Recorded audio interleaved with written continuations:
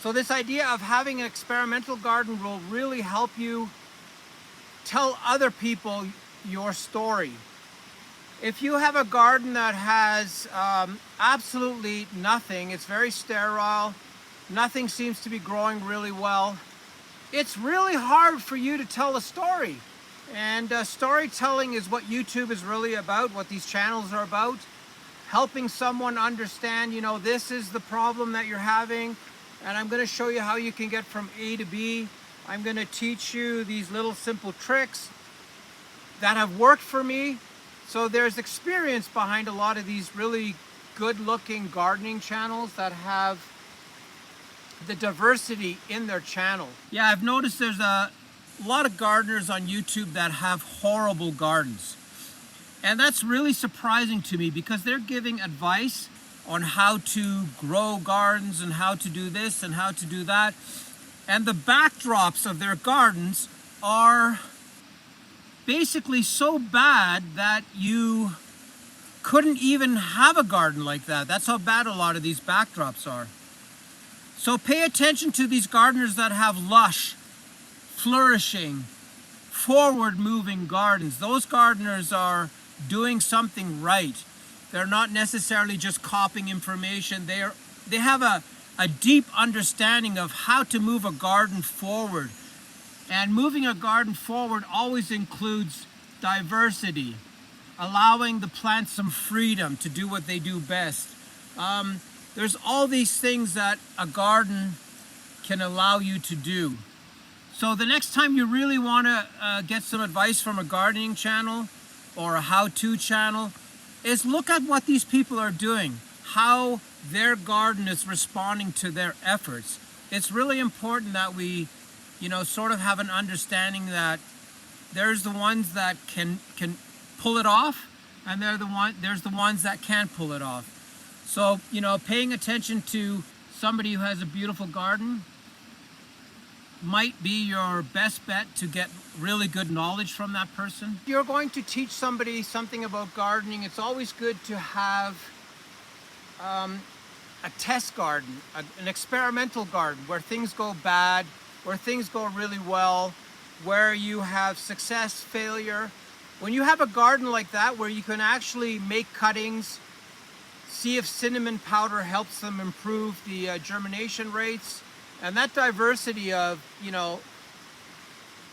planting seeds and taking cuttings and fixing your topsoil and growing really rare plants or whatever it may be.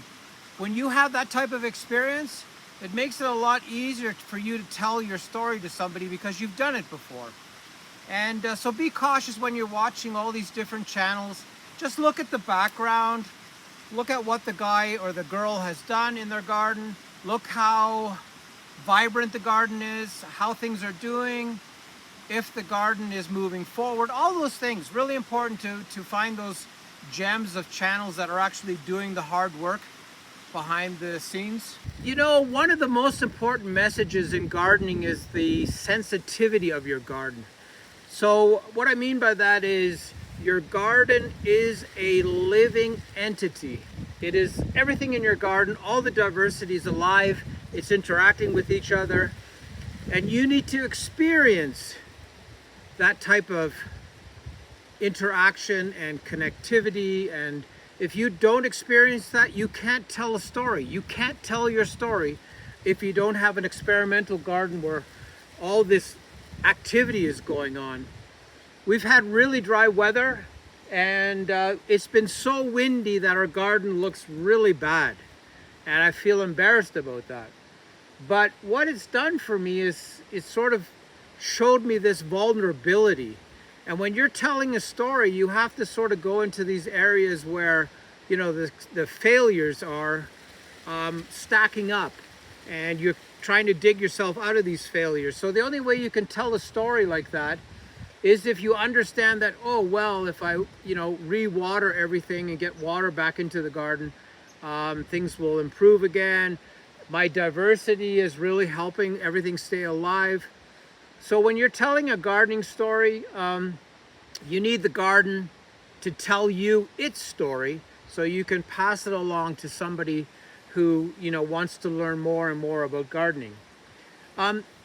This idea that we're dealing with living matter, you have to stress that, you know, when you're doing your garden, you have to say, I am dealing with something so delicate, so sensitive, that tomorrow everything could be gone. So when you have a garden that backs up your story, that makes it worthwhile for the viewers to say, hey, well, maybe this guy knows what he's talking about, or maybe this guy is going through the motions. He's actually experiencing all these things that are going on. And maybe, you know, this person's worth listening to. So the next time you're watching these YouTube videos and these gardeners telling their story, just have a look behind them and see what they're up to.